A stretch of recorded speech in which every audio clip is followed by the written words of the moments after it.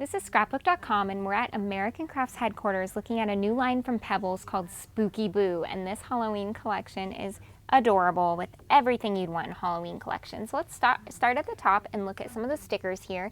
I love these little sentiments or phrases, super cute. Eye of Newt, pumpkin guts, crow's feet, just really fun little phrases. Off to the right, you can see all these cute little skeletons, happy ghosts, little owls.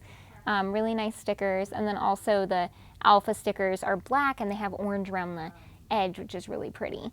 Downwards we can see specialty paper. It's 12 by 12 of the cobwebs and it's super sparkly.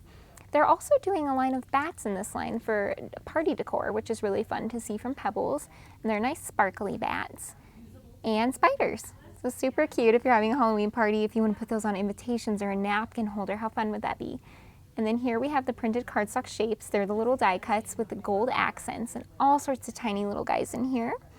And then of course we have the 12 by 12 and 6 by 6 paper pads that are full of all the paper you could imagine, all in the Spooky Boo Halloween theme. So this is Pebbles' new Halloween line, Spooky Boo.